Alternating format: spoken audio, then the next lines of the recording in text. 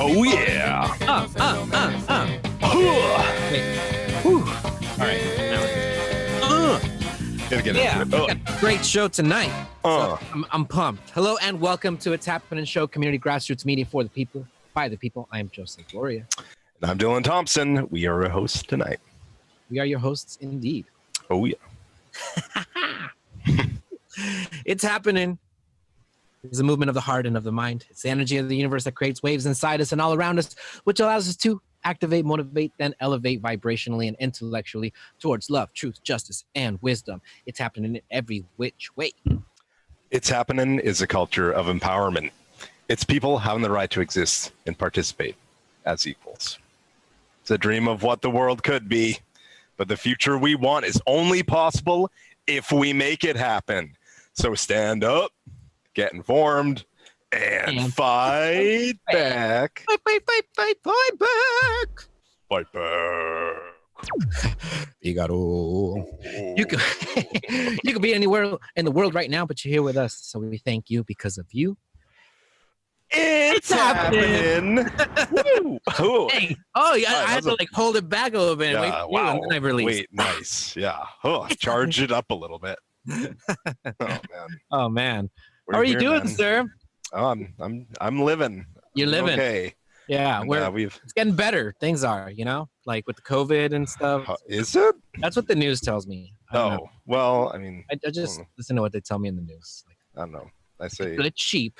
no news is good news. So that's we've yet to see that. Yeah. But The yeah, good man. news is that the skies did clear up finally, so getting some fresher air and some actual sunlight. Yeah, but the fires are still, running amok in other places, but Oh yeah, definitely it's gotten better. we're sharing the smoke with our other states of, I think it reached New York. So sharing the love. Yeah. A little bit later on, we're gonna have with us Dr. Jose Moreno and former Mayor Tom Tate. So we're excited about that conversation. Oh, yeah. Should be Stick around. great. It's gonna be good. So let's go ahead and go into our quick stories. Quick stories.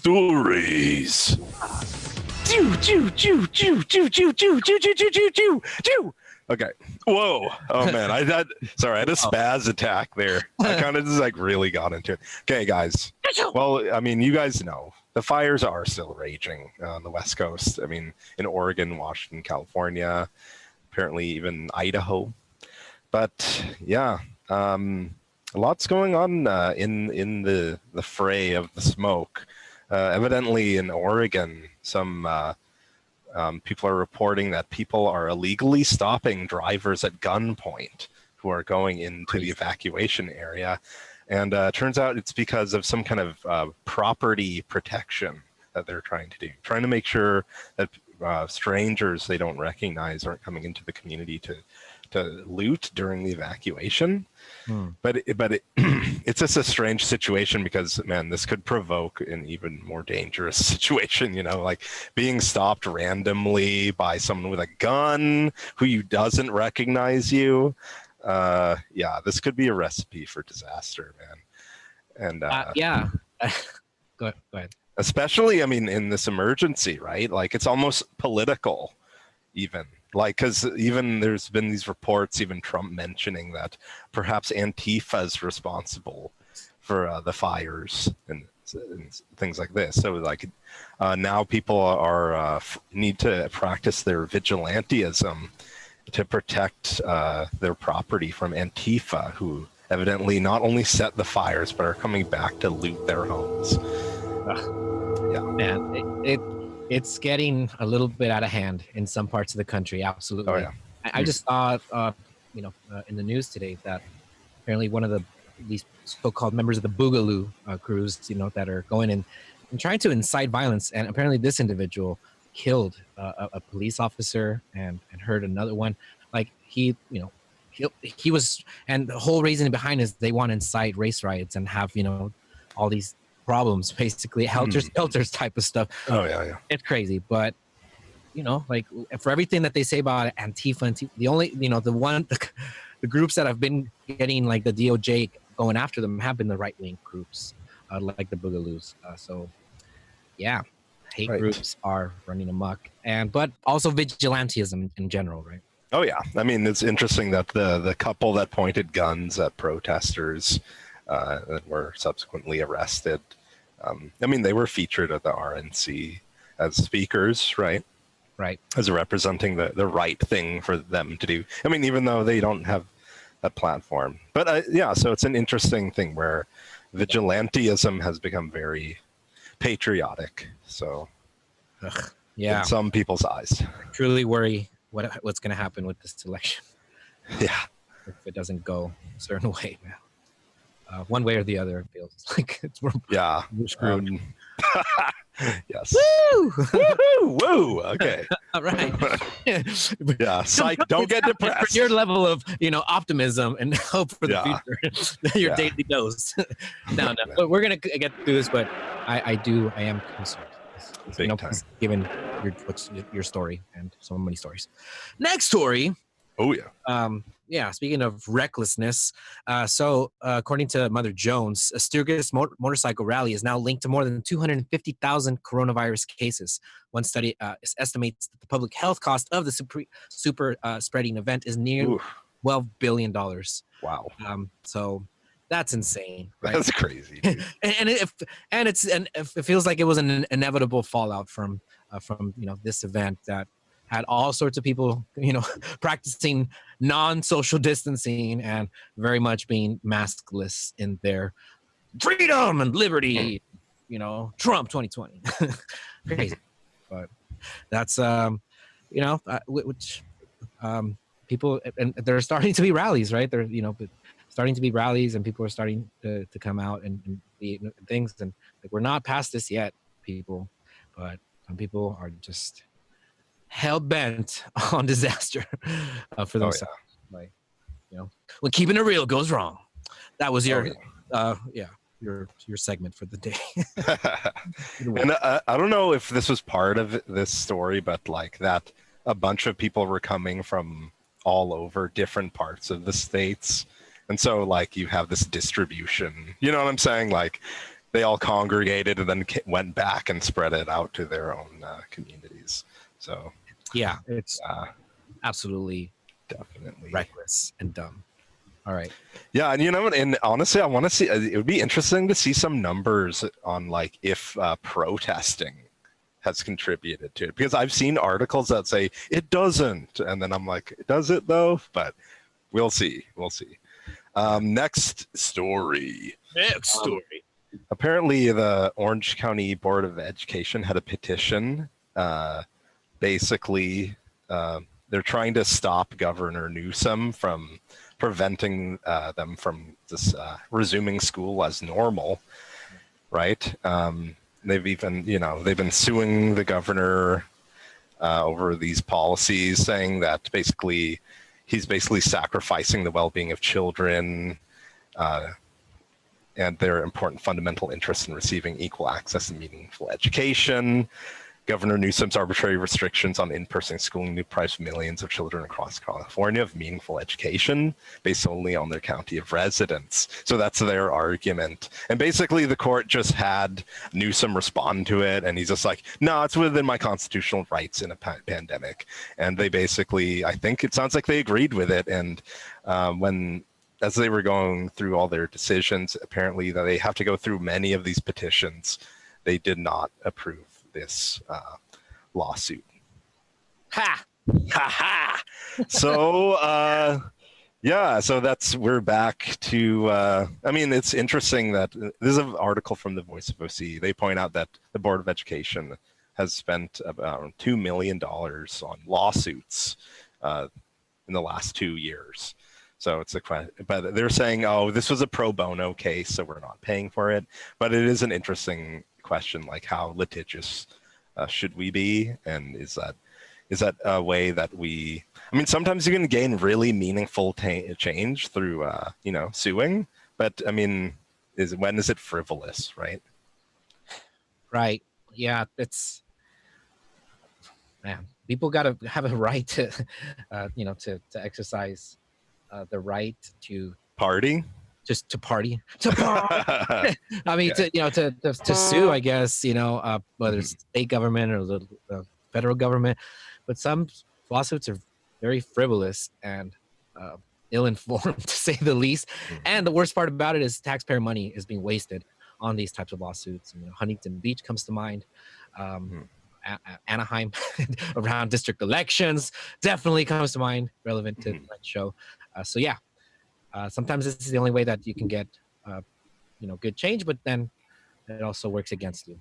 Oh yeah, in various ways, from lawsuits when police officers kill, maim, or hurt our residents, and we're found negligible, to other ways that people pay for things that we shouldn't. Dang it! yeah, it ain't fair. All right. So next quick story. Next quick story. Jose. Let's go ahead and jump into the next story with Dylan, shall we? Oh yeah. Double story, Dylan time. Go ahead. Double story. Yeah. So there's a U.S. court that has allowed Trump to phase out TPS, right? So that's moving forward. That would basically, end humanitarian protections that were extended to thousands of immigrants that have lived here probably for decades, from like Honduras, El Salvador, Haiti, Nicaragua, Sudan. It was a 2-1 ruling. This was on the California-based Ninth Circuit, U.S. Circuit Court of Appeals, reversing a lower court's decision that blocked his move to end TPS. Right, so the obviously the attorneys going forward with this, saying this is a deeply flawed decision, so it can be appealed to the U.S. Supreme Court, and I hope they do take that fight, because I'm just trying to think of like can you imagine like living like somewhere for like 3 decades, and then they're like, yeah, never mind, like go back. Like, I mean, this is even like the official like legal status, right? And then this is, imagine that situation you'd have to be in to, I don't know. Anyway, doesn't see, but I mean, this is Trump ramping up for his election season, like trying to get things done for his base that are going to drive them to the polls, and we'll see. It could be Trump, but it's also Stephen Miller, right? I can't forget how much this man has influence over what has dictated to be a no excuses, like the strictest immigration line that you're here, you're illegal, you're out. I don't care. I don't care. I don't care about your family. I don't care about we're no more chain migration, separate kids at the border. Like it's just like been pretty ruthless. Yeah. And the whole idea is we're trying to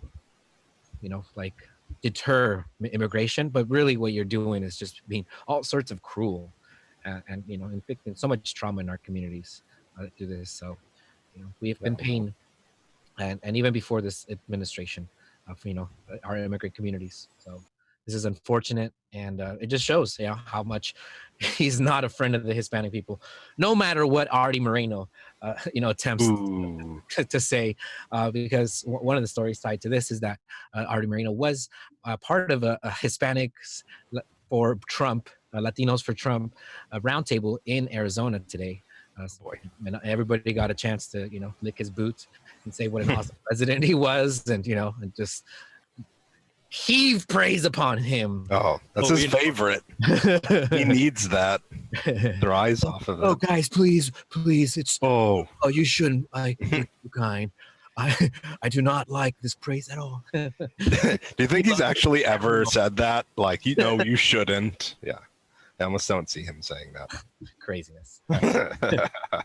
Please, guys. I'm flattered. He's just like, give it up. Oh yeah, that's what he lives for.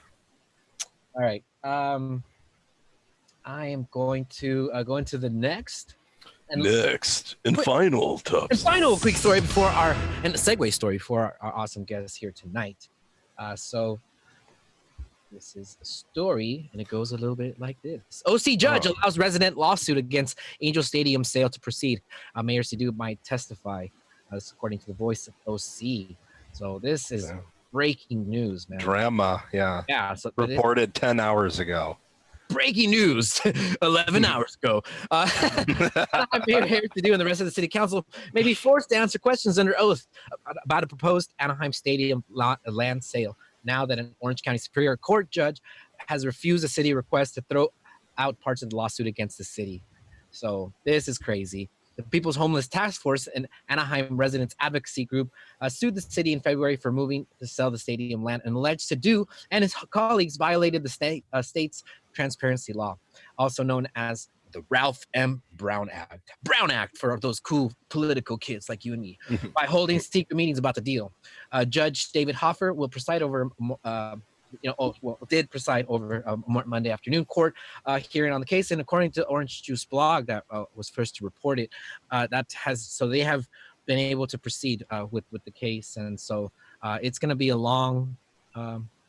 long-ish process for them to be able to see if they can in fact stop this sale that many are saying is very much unfair, which the lawsuit is looking to overturn the land sale a vote and have Anaheim City Council members redo the entire process in public, which is now proposing to sell the stadium for $150 million, which is basically half of what it was. But I know the gist of the story, and what I know is that Anaheim taxpayers and the residents of Anaheim are getting a short deal.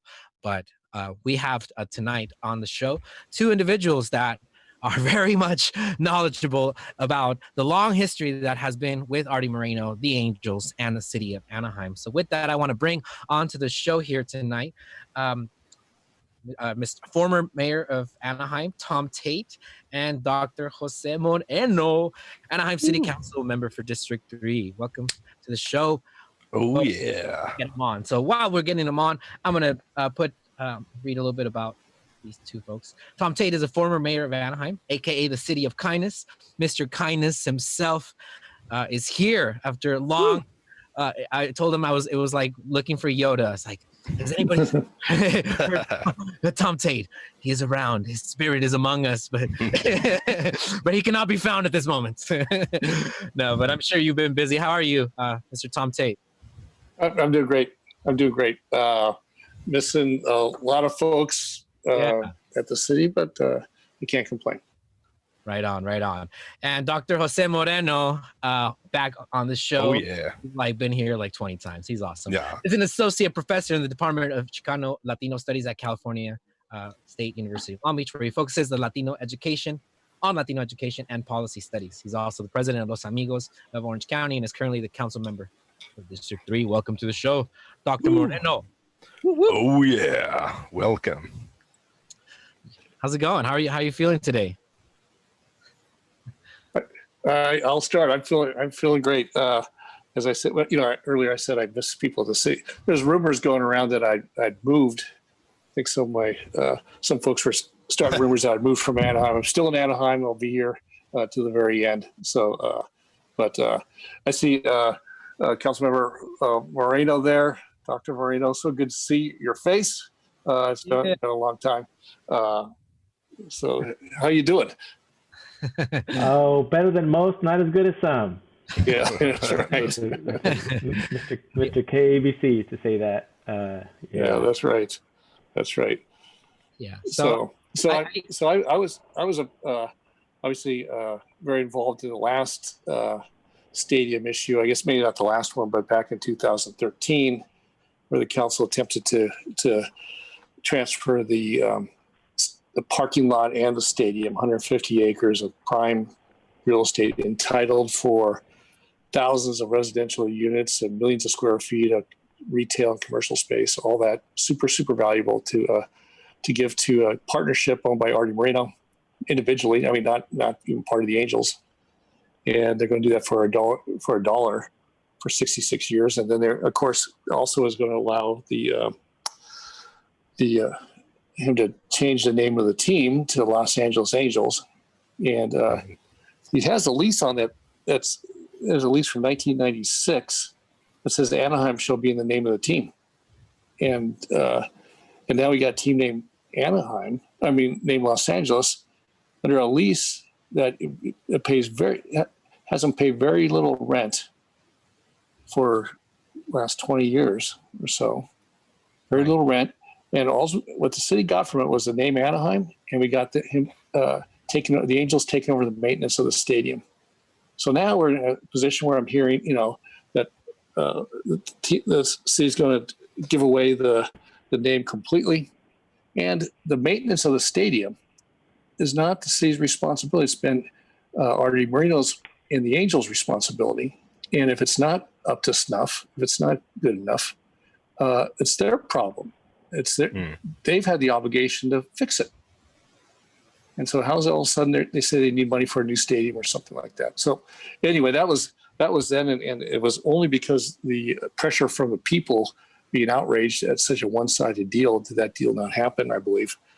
And so fast forward now, here we are, and Dr. Marino, thank goodness Dr. Marino's there, and Denise Barnes, voice of reason, are pushing back, saying this deal makes no sense. So anyway, so Dr. Marino, Jose, you know a lot more about this deal than I do, and I'll turn it over to you.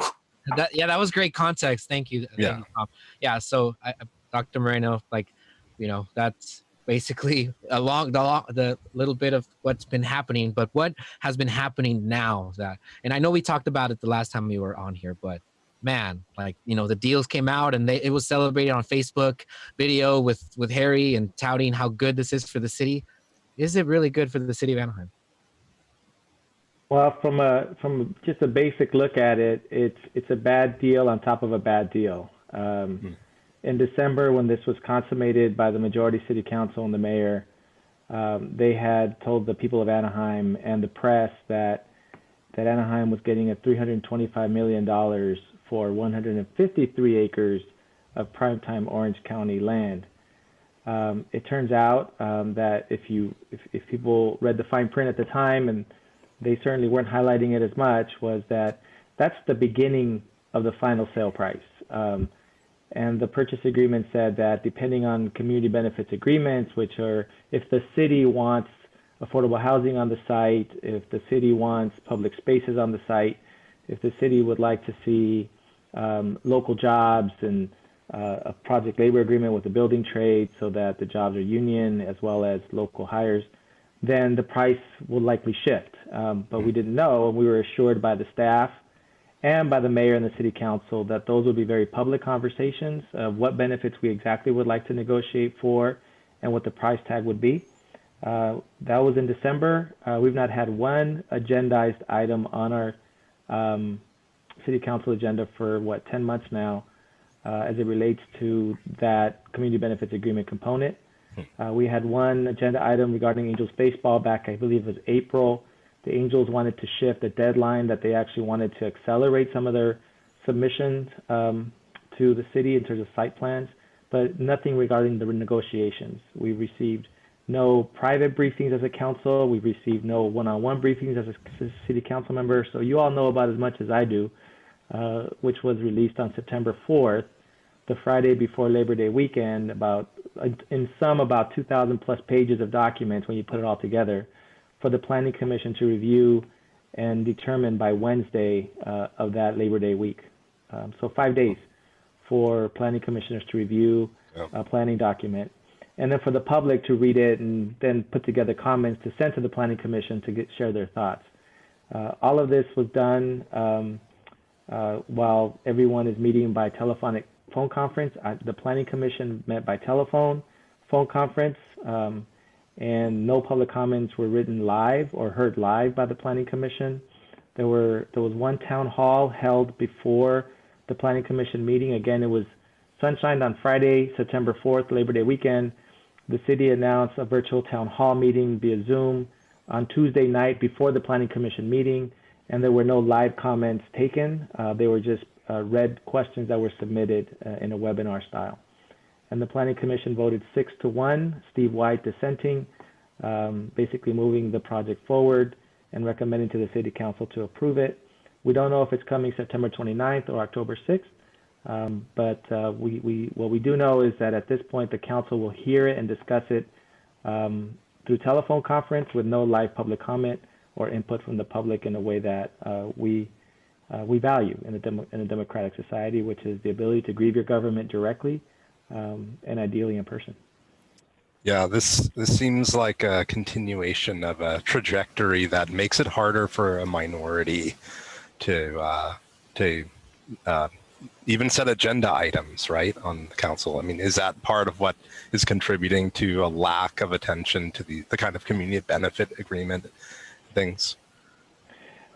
What's contributing to it is Lucille Kring. I think her comments went unchallenged by the mayor and the majority when they tried to agendize some of these items for public review and commenting, and to open up our meetings via Zoom and or allowing at least people to call in on live conference call, to at least call in for 3 minutes, which is what is our rules require for public comments, 3 minutes.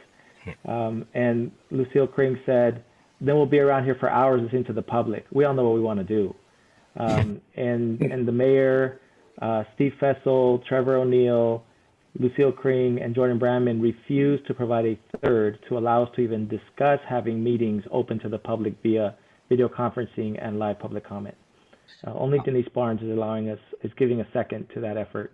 At the same time, the Police Review Board is meeting via Zoom, and they are taking public comment. So we have the technology. We have a part of our city that's actually doing it. But somebody somewhere does not want our city council or its commissioners to be having public meetings with public input, live public input, on the largest deal of recent memory in Anaheim. Yeah, it's absolutely just frustrating, insulting, anti-democratic. Just, the list goes on and on, just the ways in which I feel about how they've been treating you and how, but this is not strange because a lot of the people that you mentioned, Dr. Moreno, were the people that Tom Tate were dealing with as the mayor, right? And as you yourself in a minority position against, the industry, tourism industry / Chamber of Commerce majority that was in place back then. Lucille Kring was a part of that, and they were trying to take away your ability to put items on the agenda. Is that not correct? So, way back when, I want to make sure when Jose, when you talk about the mayor, that people know that I'm not the mayor anymore. I used to be the mayor. So right. I'm not that mayor that you're talking about. But no, we've come a long way from where we were with you, sir, to where we are falling with. We could not get any worse. This is the worst mayor that I've seen next to Pulido. This guy, my mayor Sidu, and we've had a good thing. Well, I just didn't want to confuse anybody out there. Yeah. But it was again when you Jose was talking about this.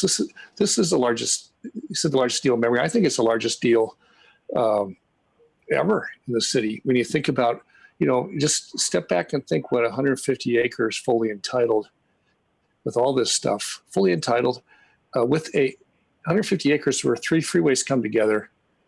And now the price is at 150 million. That's $1 million an acre. I mean, go around Orange County and look what land it sells for apartment buildings that's entitled, what that goes for. It's much more than that. But that's not even counting the stadium on top of it. And the stadium, I mean, it might be an old stadium, but it's a wonderful stadium. And you see it, the Rams they built a stadium down in Inglewood for $5 billion. So what would it cost to replace a stadium, to build it, to provide a stadium? Certainly worth, it's worth more than zero. Let's put it that way, or worth more than 150 million plus a stadium. So I'm just certainly, in I think any reasonable opinion. So all that belongs to the people, and the people ought to have a say in this. And the people elected in Jose's district, elected Jose and Denise's district, and we went to district elections to give people a say in these things, to empower the people who actually own that property. We all own it as residents, right? And we get paid. So when it sells below value, that comes out of our future services that we should be having, and. This deal, if it happens and we don't get what we should from it, we will be feeling it for years and years and years to come.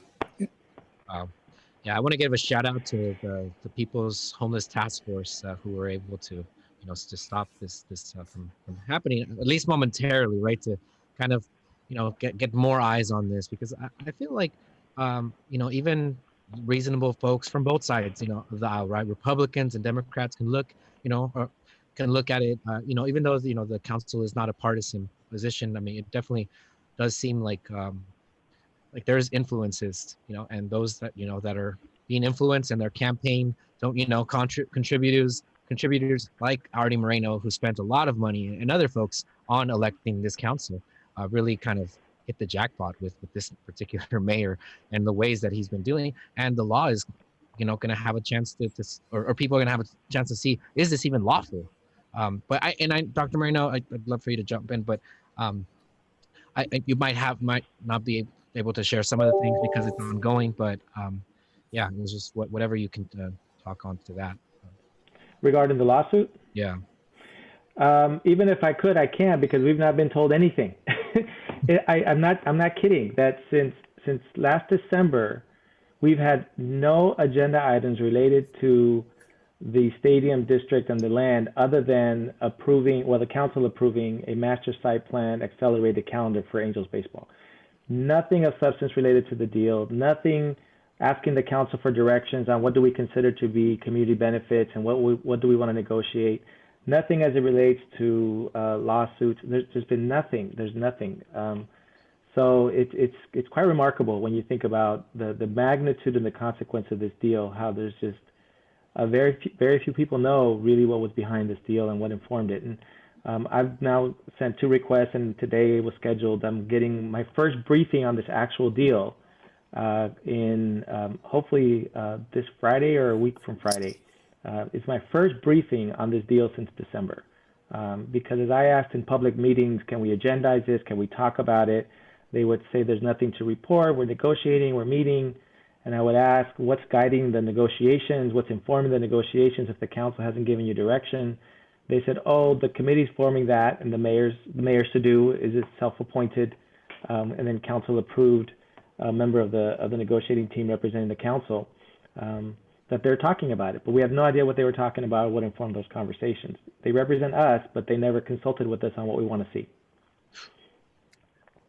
Just, listening to that, it's wildly outrageous that here you have the council member elected by the people in his district, his District 3, relying on him to make an informed decision on the sale of the city's biggest asset that they own. And Jose hasn't even been told or have the deal explained to him. There's been no discussion on it. If this isn't a Republican Democrat thing. There's Republicans and Democrats who are pushing this deal, both. This is. I think about whether you respect democracy, and right. values like that, and transparency, and if it's such a great deal, let it go through the process of public scrutiny. That's what because the people own it. They should know what their, how our asset is being sold, and how you come up with the price that's dropped from 320. Actually, I believe worth much more, but set at 325, and then dropped from 325 to 150. And I don't even know if it's done dropping yet. And I don't know if Jose knows that. On Councilmember Marina, I don't know if you know if that's the final price. I'm guessing you don't. No, we don't.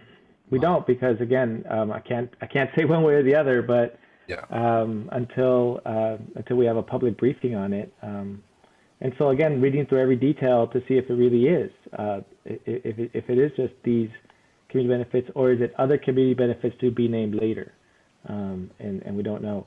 But here's just a couple of things that I think that are essential to my understanding right now, and frankly frustration about who's negotiating on behalf of the people here, and are they negotiating to basically it's a swap meet sale is what this is. It's hideous. So again, at face value. So as former Mayor Tate said, The price of the sale that the people thought was $325 million. We now know that actual cash in hand that we'll get if this deal is approved as presented is going to be no more than $150 million. It could be less, $150 million cash. $50 million will be paid upon closing, and another $20 million will be paid annually for 5 years. So we won't even see all the money right away. In exchange, the price is being reduced by $170 million. $5 million of it is reduced from actual acreage. The original sale was for 153, agreement was for 153 acres. Without consulting the city council, the negotiating team decided to reduce the sale price that was agreed to in December from 325 to 320 to allow the city to keep 2.5 acres for a water well and a fire station. Where that fire station will be located is also a question on the map. It looks like it'll be right on the border of the actual district of the stadium. So it's interesting that money from there is being used for that. So that's $5 million reduction. And then it's $123.6 million reduction for 466 affordable housing units at the lower income to extremely low income, which we desperately need. But that will house 466 families, presumably, or residents. Rental units. So Artie Moreno, or whoever he sells it to, because he could sell it under this deal, he can go ahead and turn around and sell this land if he so chooses at a higher rate. But assuming he continues to be the owner, he'll continue to rent, so he'll own the property. In addition, $46 million is reduced for the construction of a community benefits park. Here's the thing about all of these items for community benefit. The affordable housing piece, that they need to build at least 128 units no later than 15 years from the consummation of the deal. So we won't even see these units being built out potentially for another 15 years. Within 20 years, they'll have to build out 360 units, and then within 25 years, 466. That's at the first 15 years, an average of 8 affordable housing units a year for the first 15 years. That's not going to be helpful. Yet we're out $126 million up front, right? So we're paying up front $123 million for affordable housing and benefits that are going to be paid out over 30 years. That's quite an investment on behalf of Mr. Moreno. The community benefits park is $46 million, and the city in its virtual town hall said this formally that we will not be responsible for the maintenance. As part of this, the SRB management will manage the park, so that gets us out of having to manage this public park, presumably saving money, he said. It turns out that it's embedded and baked into the price. The price of the land, 7 acres, is going to be at about $14.9 million. So that's a little over $2.4 million, it looks like. We're selling it for $2.1 million. The improvements to the park are going to be about $25 million. To actually build the park out will be about $25 million. And then it's $6.25 million upfront cost for maintenance. So we're paying for the maintenance up front. So it's not that the Angels are putting in their own dime. It's being reduced from our price. So the people of Anaheim are paying for that. So when the people are told by our own public information office that it's going to be maintenance-free or maintenance-free cost to the city, and what a great benefit that is. No, we're paying for the benefit. Nothing here is coming free. There's no such thing as a free lunch for Anaheim coming out of Mr. Moreno. And so that's why this deal is just really problematic in so many ways, that when you get into the details, these community benefits, and the park, they'll have 15 years to build out the park. So we could literally have 15 years without this park. And the last thing I'll add to a park question is the Honda Center right across the freeway are doing all of these things without charging the city a dime. They're going to build a park. They're going to build affordable housing units. And when I asked them, that park is going to be a public amenity. That's great. You're not going to ask for any money. They said, no. People who want to move to these kind of residential locations, they want a park. They want public spaces. That's how you attract people to want to live in the units that you're selling or renting. And two, if you want them to come and shop and go to the breweries and go to the bars and retail shops, you want public spaces for them to hang out with their kids before events or afterwards. So it's actually more of an asset to the development to have a park than it is to the people of Anaheim. And last thing is those 7 acres, that includes the parking structure. So the parking structure for the park, for people to go to the park, will take up part of the 7 acres. So it's not even really 7 acres of park. that we're getting. Again, this is just a very surface level read of this agreement. It's already feeling like I'm at a swap meet somewhere in some land with somebody. Yeah. They You know put what the, it's like? yeah. It feels like your parent gave you a car for your birthday, and it's like, here you go, this is happy birthday, and you guess who has monthly payments from here to the next 5 years? You. It's like, wait a second. Whoa. I didn't want this. No, it feels like calling an 800 number at 2 a.m. after watching a Tony Robbins commercial. That's what it feels like. You think you're getting this, but did you know you have to buy all these other things that are going to cost you? Yeah.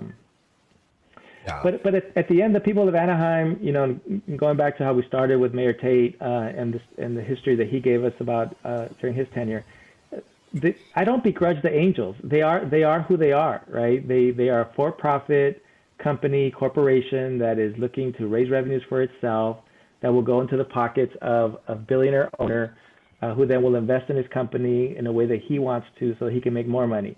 So he's doing whatever he can to maximize his profit. That's what he does. And the people have presumably their representatives to help make sure that they get the best deal and to negotiate the best conditions for them on our largest public asset.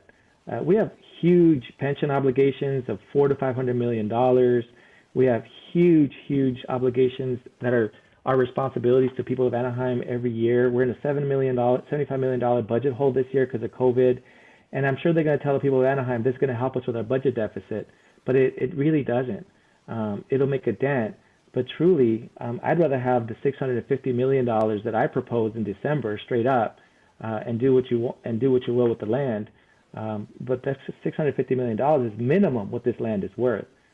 Mayor Tate believes it's worth more with the stadium, and I tend to agree with that. But at minimum, given the scenarios that I laid out in December, it's worth at least $650 million, and we're going to get $150 million for it, and a park. Yeah. Well, we're paying for it. Maybe 150. Maybe 150. I don't think they're done yet. But even if 150 is outrageous, and you could say, reasonable minds can differ on what the value is. This is an outrageous price at 150 million. It's not close to reasonable. Where you'd say, hey, different of opinions. Whether you could see that, when someone buys a house, someone might think it's worth 400,000, someone might think it's worth 500,000, but everyone could agree it's not worth 50,000. These numbers are. I would also mention, the Grove that everyone loves. That's thrown in as part of the deal also. Mm-hmm. So if and Jose mentioned this, with the really sad part is the way it's being rushed through, where you have it could be total outrage in the community, and there's no outlet for it. You can't go to a council meeting. You can't even go to a Zoom meeting. You could lodge your phone call. The council is going to make this decision kind of in a vacuum. I don't know if it's by design or not, but they certainly wait till maybe things. There's no rush to this. The Angels have leased this land since 1996. There's no rush to have this done while everyone's in somewhat of a lockdown. And why would you deny the people the ability to show up and stand up to that mic and say what they think about it? They don't have that ability now. That's the sick part, is maybe they're rushing while that's the case. I mean, they are trying to expedite this process, and I mean, maybe they need to rush the affordable housing to the city of Anaheim. I'm sure it would be the explanation. But I mean, there's a huge struggle. So what else do you think the people, the residents of Anaheim, even that, since they don't have a lot of official outlets, what else can they do to try to influence our policymakers on this? Well, you could still send emails. You could still make phone calls to City Hall. I think people should let their opinion be heard, and let them know. And they got election coming up. There's people on the ballot this is the city's largest real estate asset. I think probably other than the public utility, probably the most valuable single asset that the city owns. Yeah. And it's outrageous. And if people knew about it, they'd be outraged. I just don't know if people know about it. Yeah. I mean, that's a good point. One part is that it's people know about it, and the other part is whether people care about it. You know, some folks, and I think that's just a greater problem in general in our society.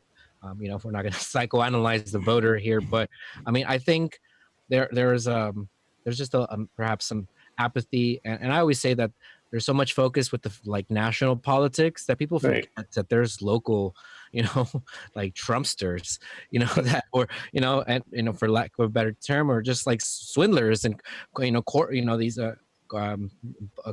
corporate vultures that come into the communities, like, you know, these big time developers, these big time, you know, sports teams owners, and they just wreak havoc on communities. And we've seen this time and time again. I know John Oliver did a great report on that, and we've talked about that previously. But more often than not, you know, sports teams get all sorts of subsidies, and the people of that community get footed, you know, with the bill. Well, I could tell you, I think people do care. They might not be vocal about it, but I know Jose knows this. People care about whether their parks have green grass on it, whether you could go into whether the bathroom is disgusting when you go into the park, whether the streets are paved, whether the sidewalks are crumbling, whether there's adequate police and fire protection.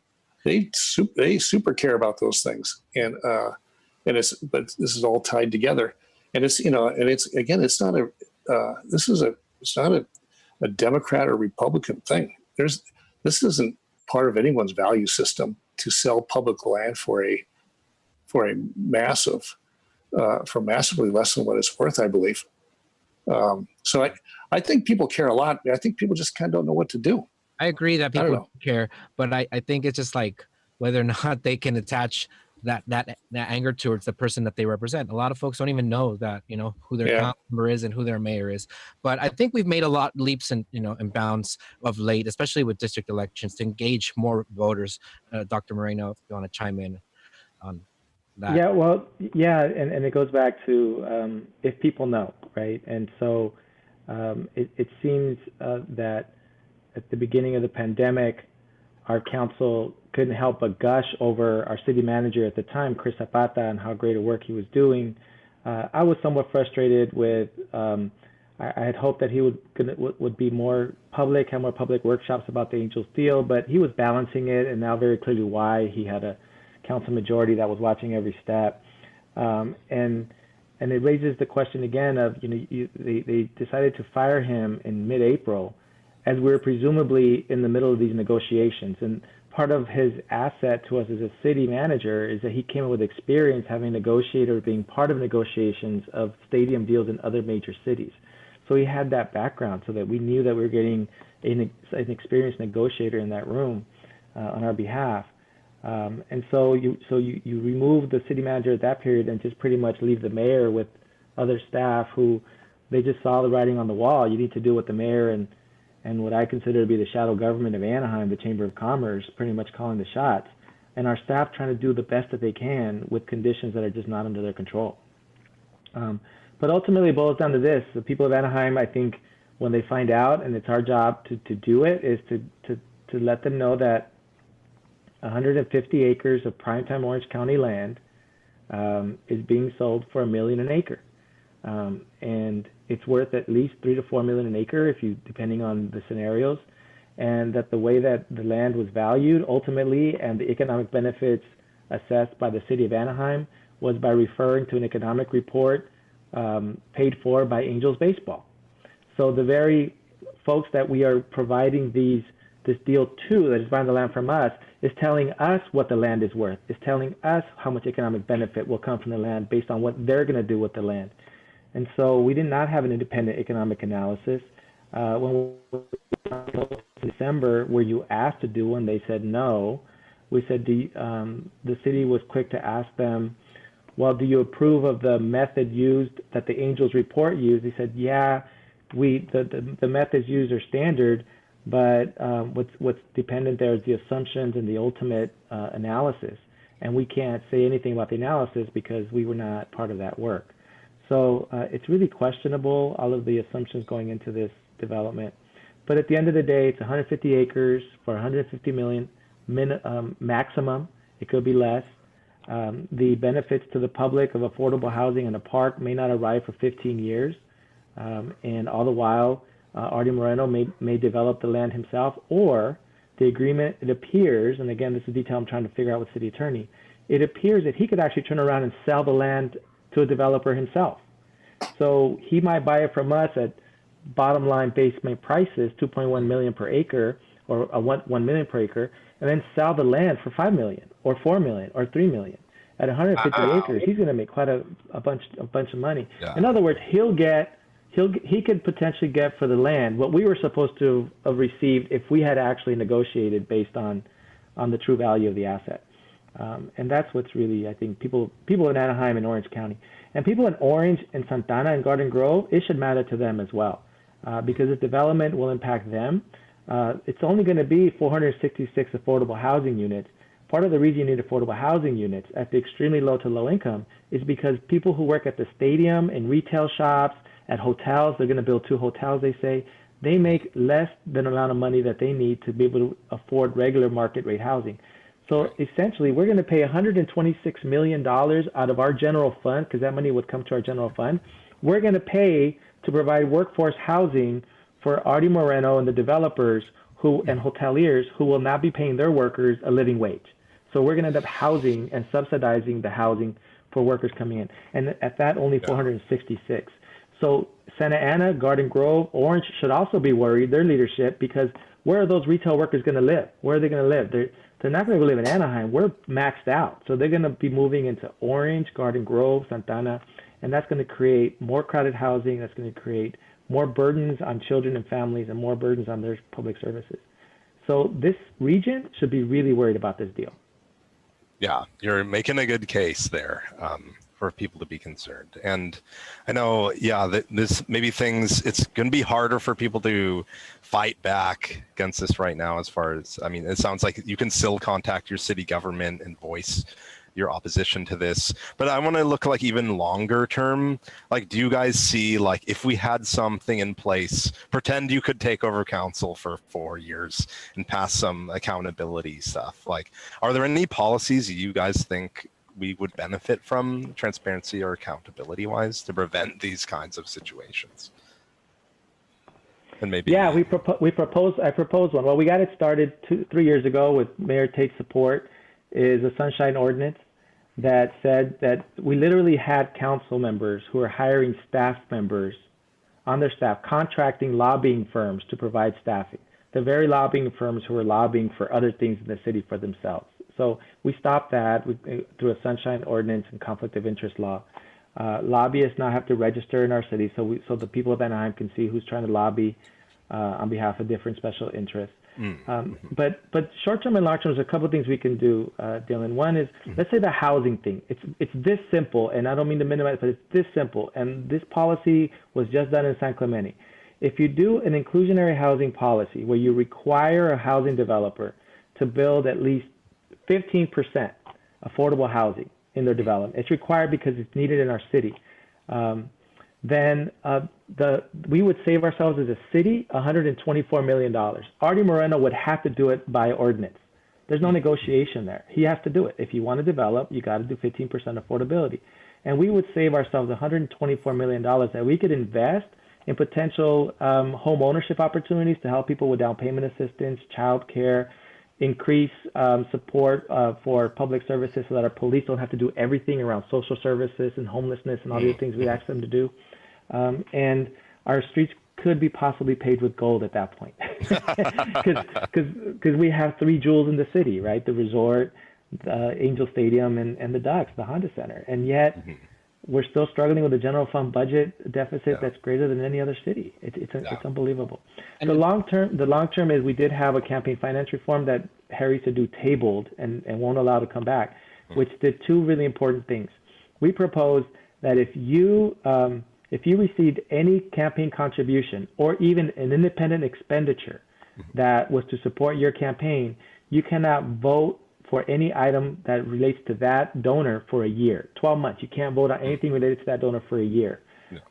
Second, you cannot accept any, it includes if you take any loans.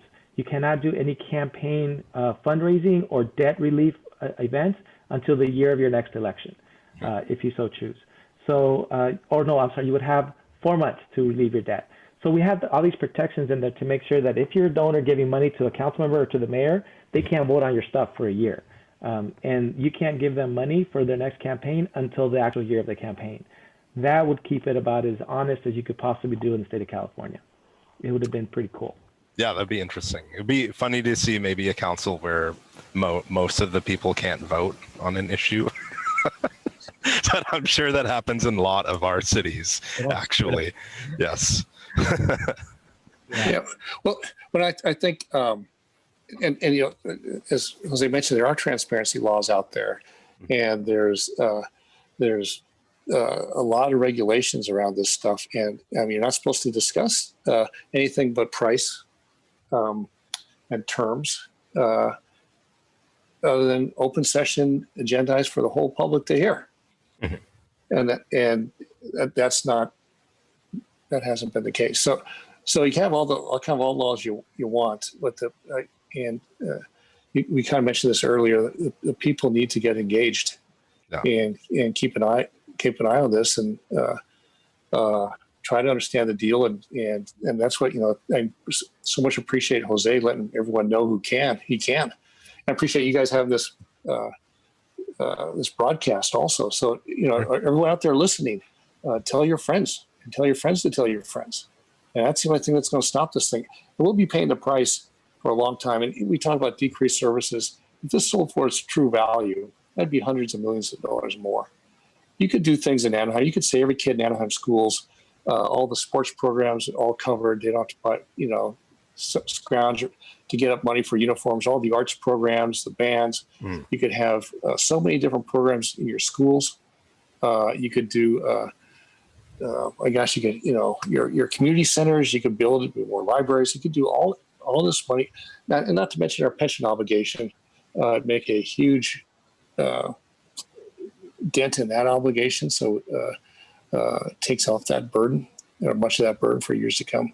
All that goes away, but you know, the next meeting when this is decided, all that potential upside, all those problems solved, go away, and it's so sad. If it and happens. you wouldn't, and Mayor Tate, I know you'll love this, and you wouldn't have to raise taxes, you wouldn't have to raise fees, right? Because the people of Anaheim invested in this as future for their children and grandchildren, right? So it's there. And so, so the benefit to the city is if we actually got the value of the land, we get that on top of whatever property taxes now come in because it's now privately owned. But instead, we're going to end up giving away the store. Think of it this way, Jose. I always thought there's roughly about 100,000 households in Anaheim. 100,000 households. You know, they dropped it $150 million. That's $1,500 per household. That I'd rather take that. You take that money and just distribute it amongst the people. And say, here, everybody, here's $1,500. Yeah. I mean, it's yeah, right. Yeah, I mean, they'll spend it. Who can't use that kind of money? And actually would serve it. But anyway, that's it gives you an idea how much it's costing people in future services or benefits. You know, $100 million is $1,000 a household, and if you know, several hundred million is several $1,000s per household. Anyway, yeah, it would seem like it could be done something similar to, like, I don't know, countries and cities do with whatever, you know, their you know, that whether it's oil or you know, other resource, right. natural, Alaska does that. Or yeah, exactly. Right. You can give the community that money, and everybody could benefit. You know, they're happy. You know, the corporations are happy. The people are happy. Everybody's happy. So then, why doesn't that happen? And you just think it's like, I mean, for me, and Citizens United and the amount of money that allowed corporations to to give to campaign to campaign contributions really has opened the floodgate. And I would say that Anaheim is a case in point for how disastrous that law. We passed district elections. I think the whole idea was that that these kinds of things would not happen, that the people would not be fooled into electing people that were clearly bought and paid for by the these individuals, whether it's Disney, the tourism industry, or the Chamber of Commerce, that we're going to ignore the people, destroy the democratic process and do things even when the people are against them, and somehow get reelected for years in the case of Lucille Kring or Chris Murray and others. Well, ask Jose, your last election, how much did your opponent, how much was spent on his behalf or by his campaign versus how much he spent? In the last election, they must have spent anywhere from 500 to 650,000, I want to say. In my first election, they spent 600 to 700,000. So in 2 elections now, they spent 1.1 million to make sure that we don't have a seat at the table. And you have to where's that money come from, and why does that kind of money get involved in local politics? You need to ask all those questions. Jose, just how much money did your campaign spend? In the first election, I think we were able to raise 57,000 by the end, but we actually really had about 40. We got a good number at the end. And then the last election, we did a little bit better. I think 65 to 80,000 is how much we raised. So basically 8 to 10 to 1, we were outspent. But Tom, it brings the question about, you mentioned the elections are coming up. Jose, you mentioned this. And what I would urge folks out there is, a lot of us have friends that are running and doing things, be it in Anaheim or other places, but at the end, it does matter who funds their campaigns when you're talking about that kind of money. And so what I would ask of voters in Anaheim is just look at the mailers, look at who's sending it, what PAC, if it's the SOAR PAC, SOAR, if it's the Anaheim Police Union PAC, if it's the Anaheim Firefighter PAC, if it's the OC Business Tax PAC. These are all the same folks who have been lobbying and urging our city council to give away $7 million to the resort industry during the COVID pandemic that's closed while people are waiting in line for food and unemployment and basic utilities. These are the same folks that lobbied years ago for $700 million in corporate tax subsidies. These are the same folks that lobbied us to give the police union a $66 million contract with a $400,000 salary package for the president of the union. We pay for his salary to be the president of the union. So these are the same folks that all come together, coalesce to lobby for all these massive taxpayer giveaways and incentivizing of special interests across the board. So that's what people should really pay attention to in their mailers. If you're getting 25, 30 mailers from one candidate, that means that there's a lot of people that own that candidate, and it ain't the people. It ain't the people. Yeah. That's the my reverse test for elections. It's like the fewer, the more humble the mailers, the more likely they're not bought. Not a perfect system, but just a rule of thumb. If you're endorsed by persons who the first name starts with the letter L, I will question that candidate. So, District 5, you have an incumbent, and here's the tale of 2 incumbents that are running. Denise Barnes in District 1 has been voting no and asking direct questions in a very, very thoughtful and methodical way, and she can't get answers, so she doesn't vote for things that she can't get answers for. And then on this Angels deal in December, she presented a really amazingly well thought out PowerPoint with sets of questions. Most of the questions couldn't be answered because we were only given 10 minutes by the mayor to ask our questions. And then you have the other incumbent in the race, Steve Fessel. Steve Fessel asked one question pretty much during the entire meeting about this massive really $1 billion deal, if you really want to put it all together. He said, will there be a grocery store in this development? Oh. That was his one request. I have one request, he asked the president of Angels Baseball. This is in my district, District 5, he said, The people of District 5 want a grocery store in the Platinum Triangle. Can you deliver that with this deal? And the president of Angels Baseball, nice guy, John Carpino, very affable guy, gets up and says, you got it. We'll put a grocery store in there. No There problem. you go. Deal. You got a Deal. park. You got a grocery store. You need housing. You get housing. 30 years. You get housing. Yeah.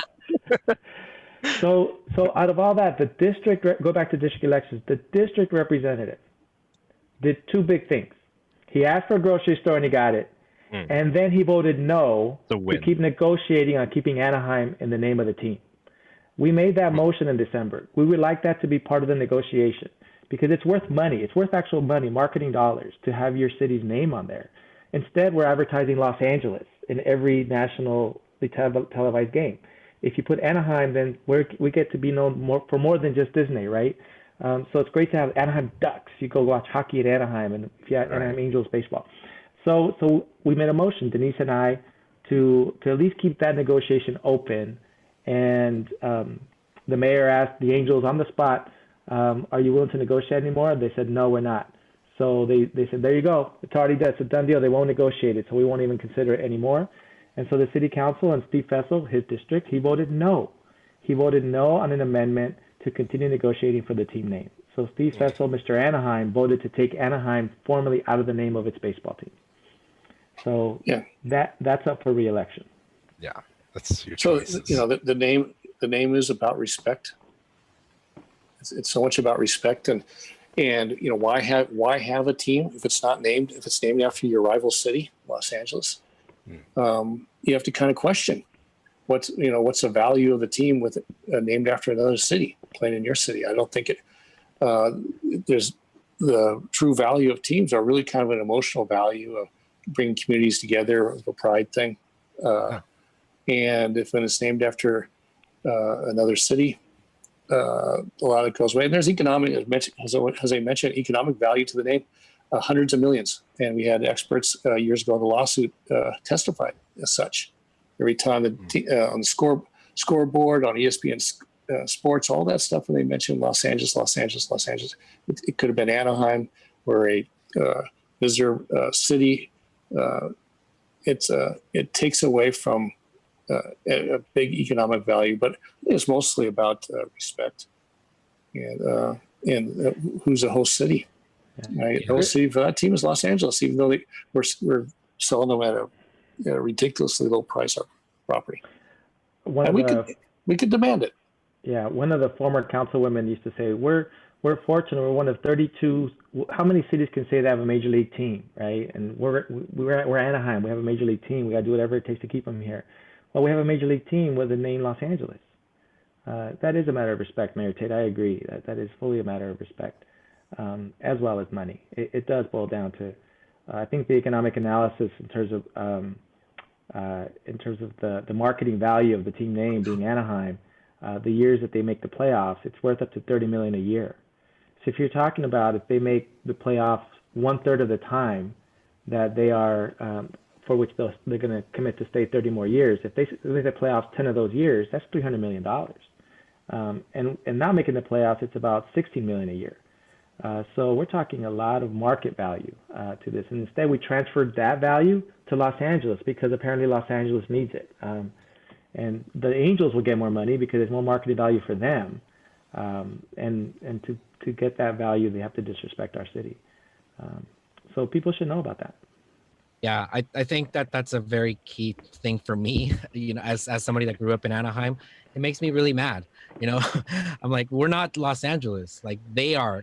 Like the Orange Curtain, culturally is very much still real.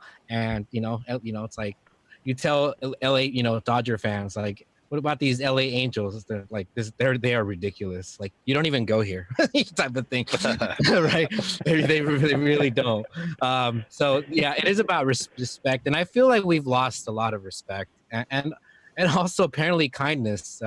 Mr. Tate, they're trying to erase your legacy. Like, as was said by Lucille Crane, we are no longer the city of kindness. Yeah, well, we are. We are, but not in name. it might not be in vogue with the current mayor or some of the council members, but it is with the in the schools and the community, and the people who live in Anaheim are exceptionally kind, and it's and the name City of Kindness is very fitting for the people of Anaheim, and you see it every day. We all see it every day in the neighborhoods, and particularly the schools, and so that's not being taken away from us. That's who we are, and you can't change that. Yeah, that's good. And I mean, I don't live in Anaheim, but I've heard of your mayorship, Mr. Tom Tate. And what would you tell us? Are you retired now, or what is occupying your time now? No, I'm still working. I have my business, which I've always had, and fortunately, I have wonderful, brilliant people working there who know how to do their job better than I could ever tell them how to do it. So that's my full-time job. All right. And it's a family business. My father started, still before COVID would come in many days, most days of the week, and our son Trevor is involved, and it's just a great family business that I'm blessed to be part of. So that's what I've been doing. But working at home last few months, and spending more time with Julie, who's probably about ready to ready for me to go back to work and this thing to be over. Yeah, a common tale throughout the land. Right. I'll never forget your wife, Julie Tate, and yourself at was it Anna Drive, and there was a party there, and there was music and stuff, and you two were like there dancing with all the people.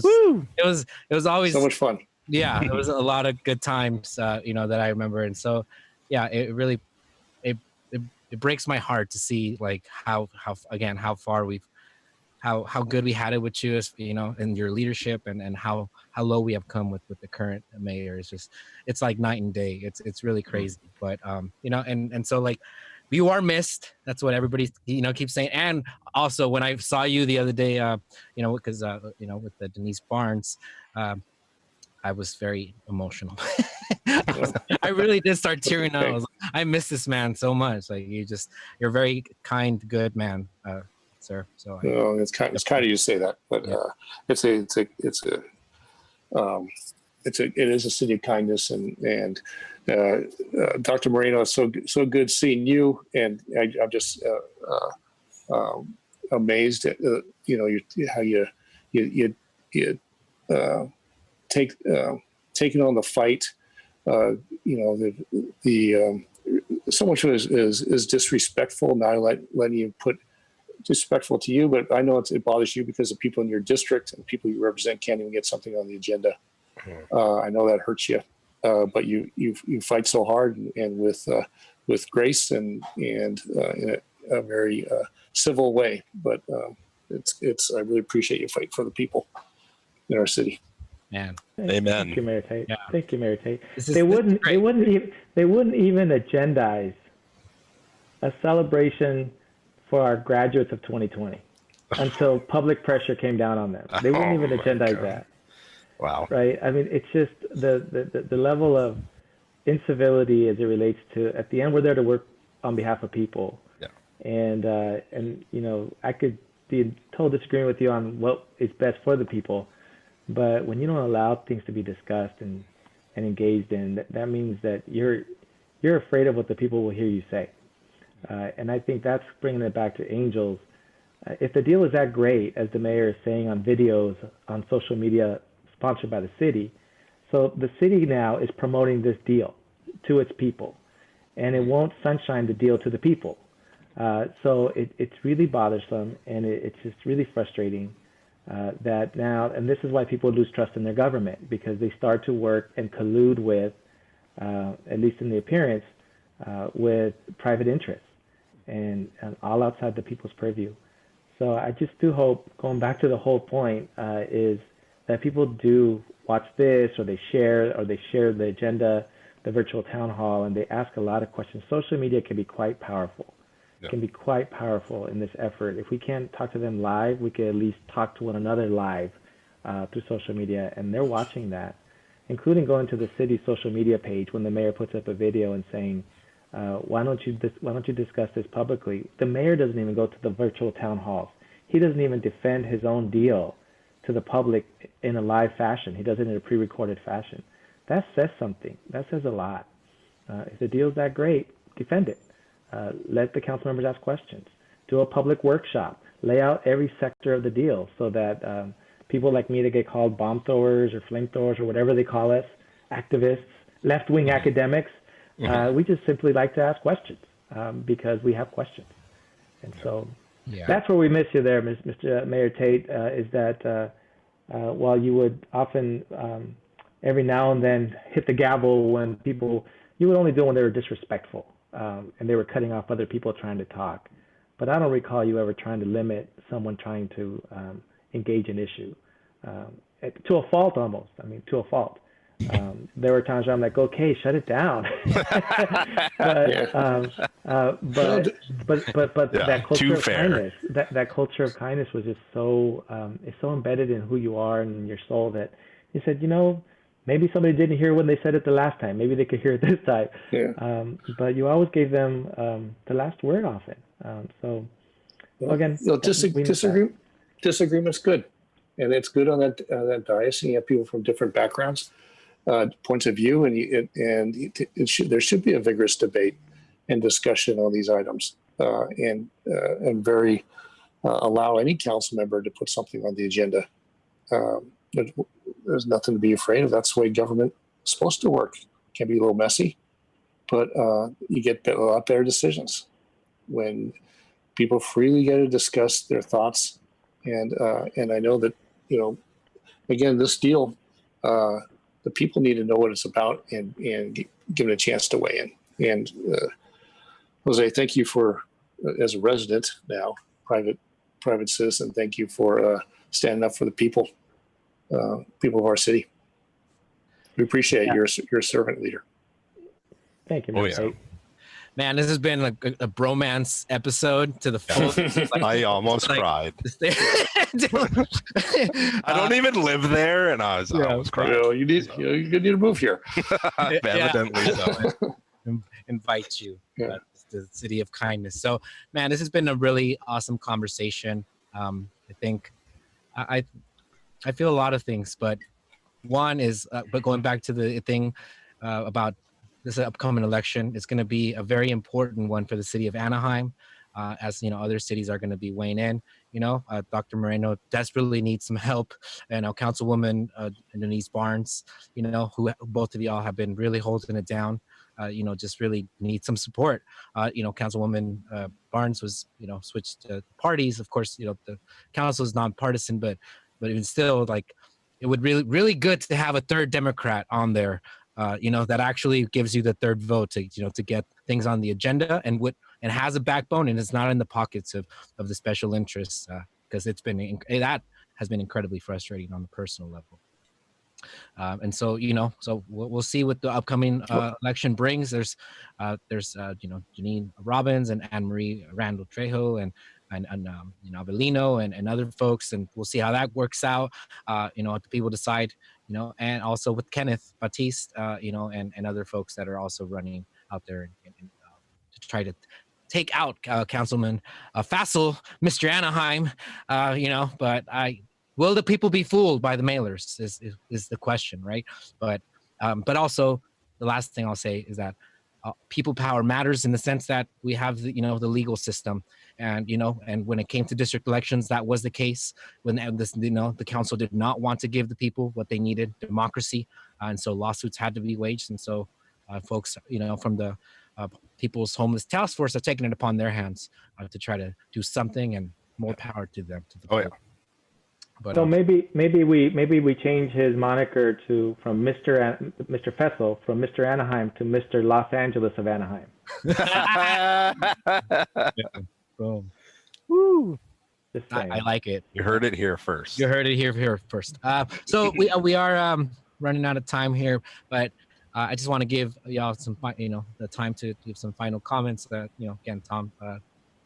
Former mayor of Anaheim, Tom Tate, me in my heart, you know, the forever mayor, the people's mayor, you know, and so that has not changed. You know, this imposter cannot replace, you know, you, good sir. But thank you for joining us. We've been really glad to have you. And Doc, you can share something, and then Dr. Moreno to close us off.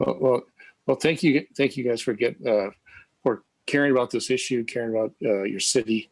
But that's what's going to take is people listening to this and other discussions, and hopefully it spreads through social media or however things spread.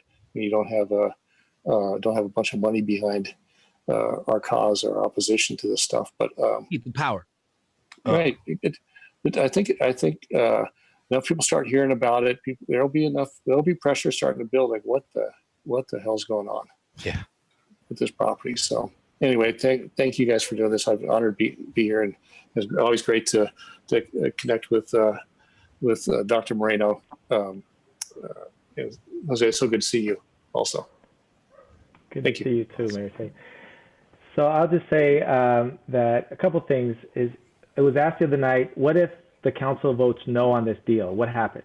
And so the response by the city was, oh, well, they'll just they'll keep negotiating until there's a deal. The other outcome is, that was outlined by the city attorney, is, well, if there's no deal, then the current lease then just continues until 2029, which is the next opt-out year. In other words, the Angels aren't going anywhere if there's no deal until at least 2029. They're here for 8 more years. For those of you who want to keep Angels in Anaheim, that will give us better time and better understanding of exactly how we can come to a really good, mutually beneficial deal here. Second, this is a $500 million swing on this deal. Many of us believe it's worth at least $650 million. We're going to get $150 million. That's a $500 million swing. That would be general tax dollars, unrestricted, can be used for anything in our city. Imagine what we can do with that for our kids, our families, our infrastructure. And that's all instead going to go into the profit margin of a multi-billion-dollar baseball owner, so that he can pay hundreds of millions of dollars to millionaire baseball players, who then will provide some happy moments for many of us. But at the end, our city, with 90% kids on free and reduced lunch, lack of broadband, standing in food lines, can't pay their rent, struggling to keep ends meet, sit there waiting for somebody to say who's going to argue and advocate for us. So I hope that people do raise their voices. Please go on social media, to the city social media site. Go on Mayor Sadu's social media site, Steve Fessel's social media site. They can't block comments from you because they are elected officials. It's against the law. It's your First Amendment right to comment on their pages. And let's just get the noise going. Let's make some noise. Let's make some noise. Get the rally monkey out. Yeah, nice. Woo! Yeah, that's great. Yeah, and we really appreciate you guys coming on. I mean, you guys are both legends in my mind, so glad to see you guys keeping up the fight. Yeah, you didn't hear me laughing at the end with the rowdy monkey reference. Yeah, and see the image of the poor little monkey that's passed away. It's probably bad omen when he did too. He's just like, come on. I'm like, yeah. Back when the Angels were Anaheim. So much. And they won the World Series as Anaheim. Yes, and I was in high school, and my band played in the parade. Oh man, yeah, man. We had some good times. Los Angeles Angels. Yeah. Not anymore. Man, well, it's been really great, truly. When I go down in one of the better shows that we've had with great guests. So once again, thank you so much, former Mayor of Anaheim, Tom Tate, and current council member for District 3, the one and only Dr. Jose Moreno. Thank you, y'all. Thank you. Until next time. Good night. All right. Thanks for coming. Good. Thanks. Ow! Okay, Jose, we need to do an emotional check-in with you. We really do. With you. Because this has been the bromance of the century has unfolded here tonight. Bro, viewers of the show know how much Tom Tate's name has been summoned by yours truly on these things. As an example of good Republicans, and really when it comes down to the local level, it is a fact, that it matters not what party so much as it matters whether or not that person is in the pockets of special interest. There are no more than puppets, truly. And you know, Harry's just reading the teleprompter, but you know, the people that are pushing the buttons, making the moves, and writing up the scripts for him, those are the people that are running our government, and they're shadowy figures. Right. That, will not be challenged by any kind of crappy minority voice and democratic process. You know, that's pesky Constitution and Bill of Rights that protects us. You know, I would have gotten away with it if it's burnt for you pesky kids. Yeah, it's kind of like that. pesky the People's Task Force. Yeah, I think actually, yeah, like the people and the homelessness task force is definitely analogous to the Scooby-Doo gang with regard to solving some of the problems of our community. There's some good people out there, you know. I don't want to even say because I'm gonna miss names, but you know, Dwayne Roberts and Patrick Nelson, you know, folks we've had on the show before, you know, just really kind of, you know, telling it like it is, and you know, a voice of OC, you know, man, like they just damn dude, they've been really shining a big light on these issues, so much so that even like the Register, I believe it was the Register of the Times, you know, are starting to be like this. I mean, we are conservatives, and we, you know, like good business practices, but this is ridiculous, y'all. Like, they are like, yeah, they're, you know, talk about crazy. Moochers and looters, man. They're just have completely taken over Anaheim City Hall. So, anyways, all to say that, yeah, shadowy figure, Mr. Los Angeles of Anaheim, as has been dubbed Vassal after tonight's show. So, yeah, make it run. Meme generators, go out there and meme. Get to memeing. Meme away. You have the technology. A meme away. A meme away. A meme away. All right, guys. So yeah, good times. Good show. Yeah, good folks. You know, conservatives, liberals, right? People on good the people, right? Just, you know, enough with, you know, the division. It's about common sense and, you know, heart-centered, people first, community first, not special interests first kind of politics can be possible. A better world is possible if we make it happen. So yeah. I've heard some say. If we make it happen. Yeah, man. And it's the conduct. It's your conduct.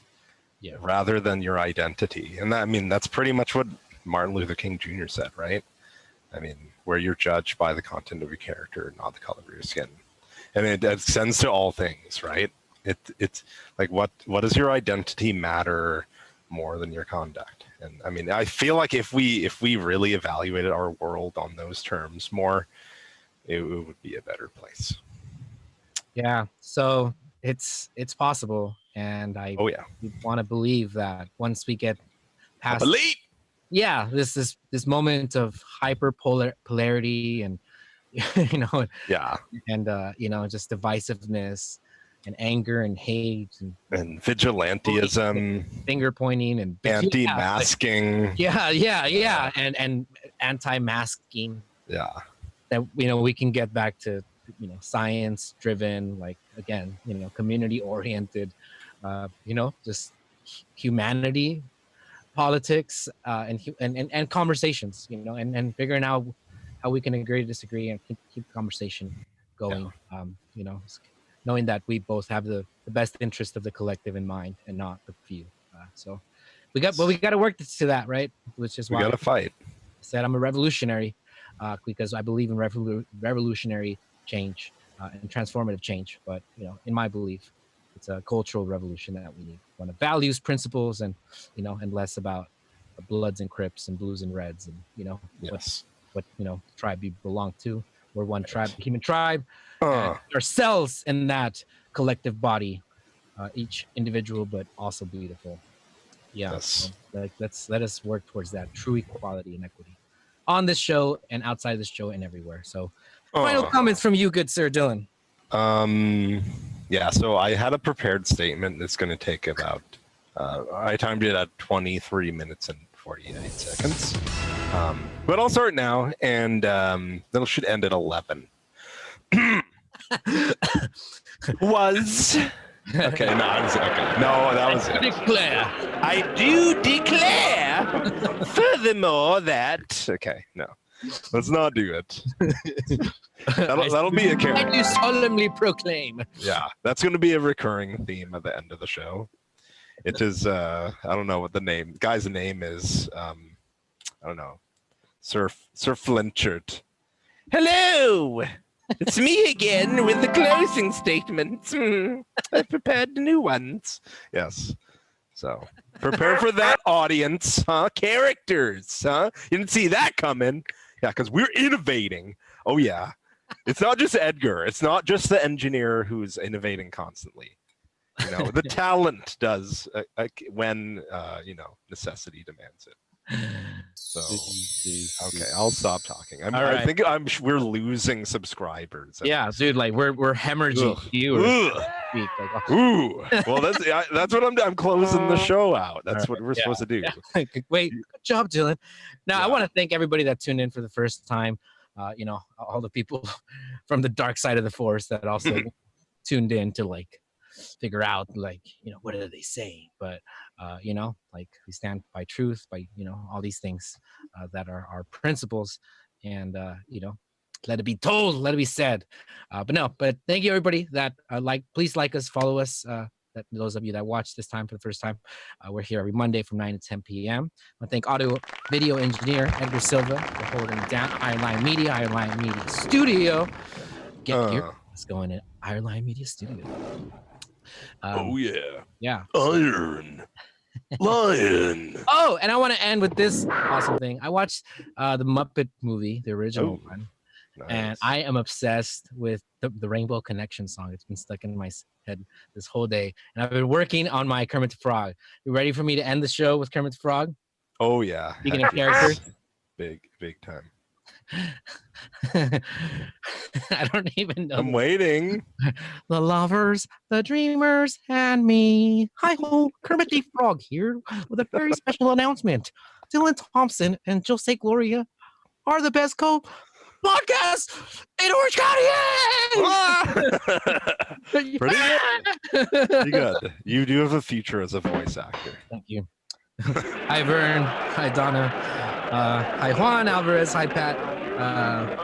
All our friends. Man, we had some serious spamming and all sorts of weird comments that had me preoccupied for a good minute there, but hopefully that will not happen in the future. But what will happen in the future is more voices, because we are the best podcast in Orange County.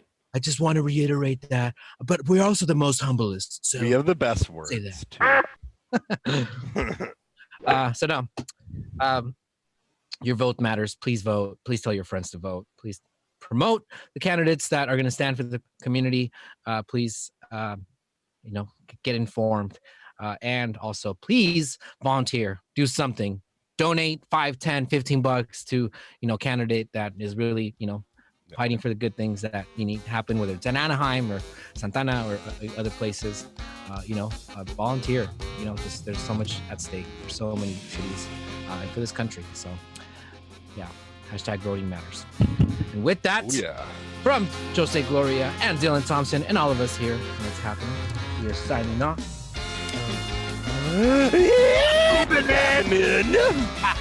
Whoa. Late to the party. Who's late to the party? I'm late.